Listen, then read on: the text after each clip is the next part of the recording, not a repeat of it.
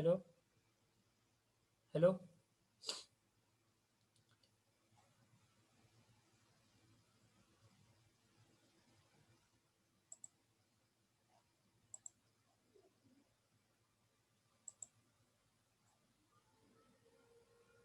Yes. So, good afternoon, students. Uh, we will take a recap of the previous part, which already you have learned, but you have taken a gap of 1 month for your training, and that's why we will a little bit brush up the previous part also. So, in the last part, we have started with the concept that is nothing but the valuation. Okay. So, what is valuation? Valuation is the technique of estimation or determining the fair market price, basically, or fair price or the value of the property. It may be your building, factory, or any civil structure. Okay. So the value of the property, it definitely depends on the structure, life, maintenance, location, bank interest. Okay. Definitely. Um, this valuation, whatever this valuation you are going to perform, the life or the durability of the structure is very important part. Okay. And you can predict that life also by using some, by conducting some non-destructive testings. Now in the, I think 8 days or 10 days before, I have heard the news. I don't know, I'm not sure about that, but some structural audit work we are going to start. That means uh, Pandarpur government or some local authorities, they are going to start the structural audit of some water tanks, which are older one, maybe older than 25 to 20 years old. Okay, some structural audit they have carried out, or they are in process of carrying out the structural audit.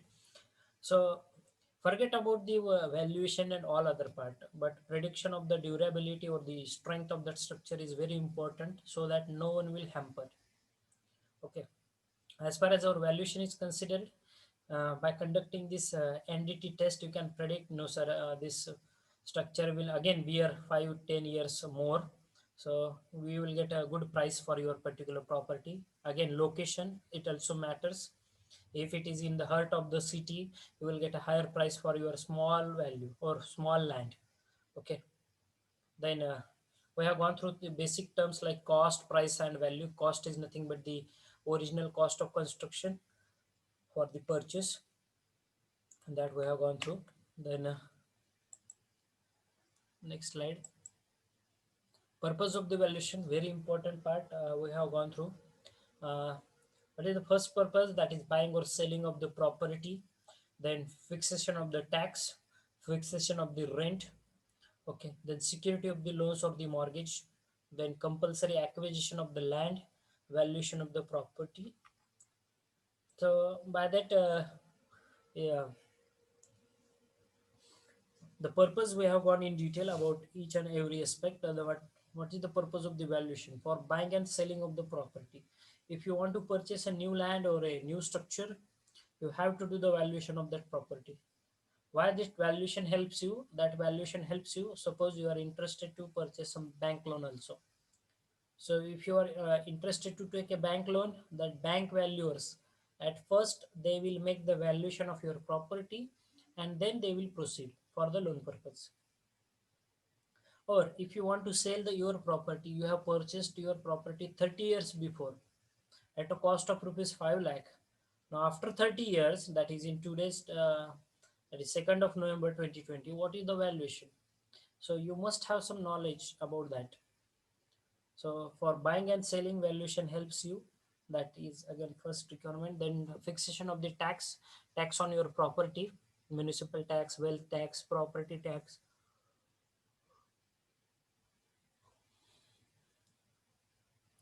One interesting part I'm definitely share with you this about this taxation. Now every political leader has to give the clarification about the property that he is having at the time of filling up the form. Okay, that is for any election or for any purpose. So that valuation they have to do it compulsory, mandatory. Okay, whatever the structures they are having, they are having their own structures. They have to do the valuation of that structure, and then they have to put that value. But we will find so many big names are there, and their property is very less. Okay, uh, let it be, that is the part. But the taxation, fixing the tax on your property, that valuation helps you. Okay, then rent fixation. In order to determine the rent of the property, you can take the help of the valuation. You can derive the valuation of your property, and based on that, you can have the rent, standard rent. We called it as a standard rent. Okay, then security of the loans or the mortgages, compulsory acquisition of the land, we require the valuation, purposes of the valuation. Then gross income, some technical terms we have started with the, what is gross income. So gross income is nothing but the total income which includes all the receipts from the various sources, the outgoings, and the operational or the collection charges which are not deducted. So basically, in short, gross income is nothing but your net income plus outgoings. Now, what are the outgoings? Outgoings are nothing but some money or some amount we have to kept aside, that is for the maintenance of that particular structure, or it may be your any other cost, any other expenditure. Okay, so that is nothing but your outgoing. Generally, outgoings are around 25 to 30%.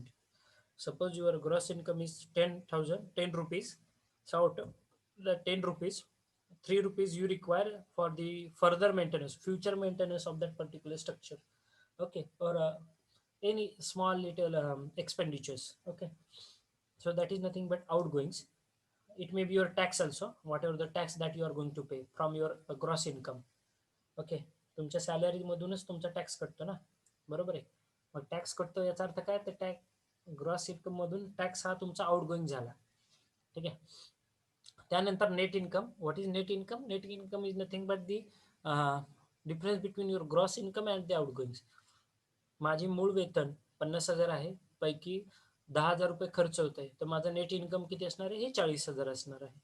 ठीक आहे. It's very simple net income. One more thing, if the session ends within 4 minutes, the session will conclude. So please rejoin the session using the same link so that we can continue the next part. Then we have started with some of the definitions like scrap value, salvage value, years purchase. I will focus more on this particular part because some problems they are going to ask, or definition they are going to ask. What is years purchase and all that. Okay. Scrap value, salvage value, market value,